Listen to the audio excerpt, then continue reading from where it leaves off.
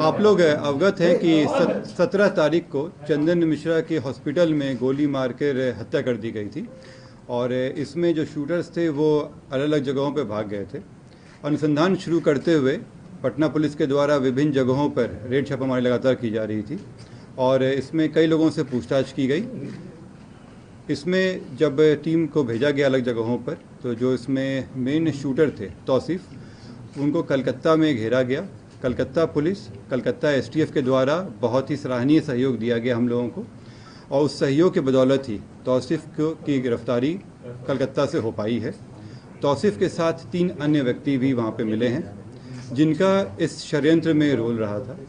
अभी तक जो प्रिलिमिनरी पूछताछ हुआ है इसमें ये बात आई है कि तौसीफ के भाई हैं, मौसेरे भाई हैं निशू खान, उनके घर पे ये सारे षड्यंत्र रचा गया था। षड्यंत्र रचने में कई जगहों से इनपुट आया था, लेकिन निशू खान के घर पे ही लोग जमा हुए थे, वहीं से ये कार्य किया गया था।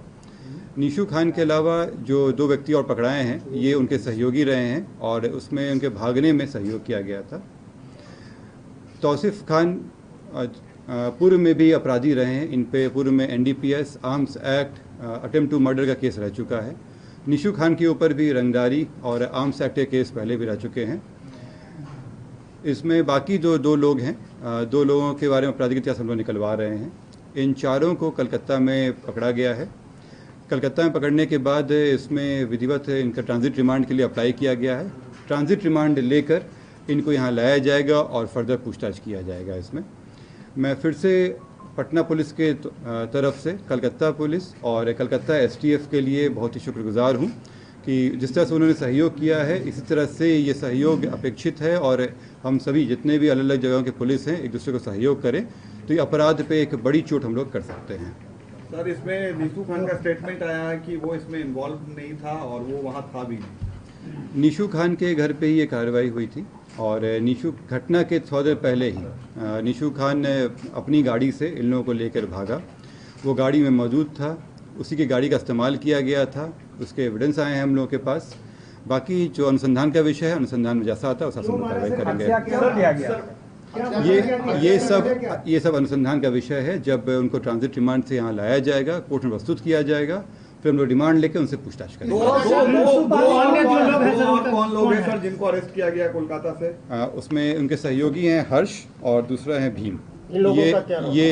ये निशू के साथ में रहते थे और निशू को पूर्व में गोली लगा था, इसलिए उसके केयर टेकर के रूप में ये लोग थे। सुबह भागने में और तौसीफ को भगाने में और छिपाने में इनका अहम रोल रहा है। सर, ये सर शूटर थे, इनमें से कितना आप लोगों ने ट्रैक किया अब तक? मतलब इसमें सभी को हम लोग आइडेंटिफाई कर चुके हैं और सभी के पीछे टीम लगी हुई है।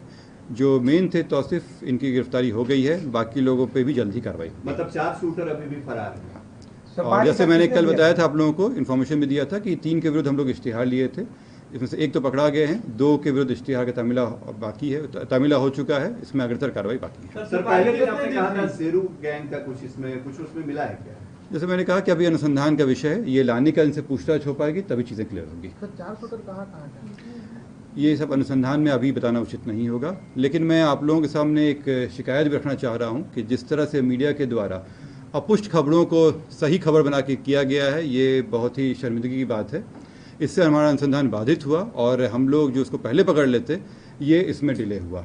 ये मीडिया को भी सोचना चाहिए कि बिना पुष्टि किए हुए केवल इस होड़ में कि वो ब्रेकिंग न्यूज़ बना सकें, ये दिया गया उचित नहीं है और इस पर हम लोग एक्शन लेने वाले हैं। जिन लोगों के द्वारा भी अपुष्ट खबरें दी गई हैं उनसे एक शोकॉज किया जाएगा कि क्यों नहीं उनको हमारे अनुसंधान में बाधा पहुँचाने के लिए इसमें अभियुक्त बनाया जाए। और मीडिया से भी मेरी हिदायत है कि समय समय पे हम लोग और पटना पुलिस और बिहार पुलिस के द्वारा आप लोगों पे से वार्ता किया जाता है, जो भी पुष्ट खबरें होंगी उस पर डाले जाएंगे। अपुष्ट खबरें फैलाना ये अफवाह भी है और हमारे अनुसंधान को बाधित भी करता है। तो आप लोगों से अनुरोध भी है और आप लोगों को हिदायत भी है कि बिना पुष्टि किए हुए इसको चलाने पे कार्रवाई होगी आप लोगों के ऊपर। कितने लोगों को हिरासत में भी आप लेकर रखे हैं जिससे पूछताछ हो रही है? अब जैसे मैंने बताया कि 4 लोगों को कलकत्ता में ट्रांजिट रिमांड के लिए ले जाया गया है, कोर्ट की प्रक्रिया है। इसके अलावा बाकी लोगों से पूछताछ चल रही है। अभी इसके अलावा अन्य अरेस्टिंग अभी नहीं है। सर, हत्या हुई है, हत्या का कारण हम लोग जानना चाहेंगे। आप नहीं बताएंगे और आप कहेंगे कि ये हिदायत है, मीडिया अपुष्ट चलाती है, ये तो आपत्तिजनक बात है। आप स्वयं जानते हैं इसमें कि मीडिया कई दिनों से दिखा रही थी कि कई लोग पकड़ा गए हैं। अगर वो मुझे प्रूफ दे सकते हैं उस चीज़ का तो मुझे कोई आपत्ति नहीं है, अपने शब्द वापस ले लूँगा। लेकिन नहीं, अगर वो इस तरह का है उनके पास तो मुझे कोई आपत्ति नहीं है इसमें। लेकिन आप लोग जब तक पुष्टि ना हो अफवाह ना फैलाएं, क्योंकि ये काम पहले भी हो जाता है। ये डिले इन्फॉर्मेशन भी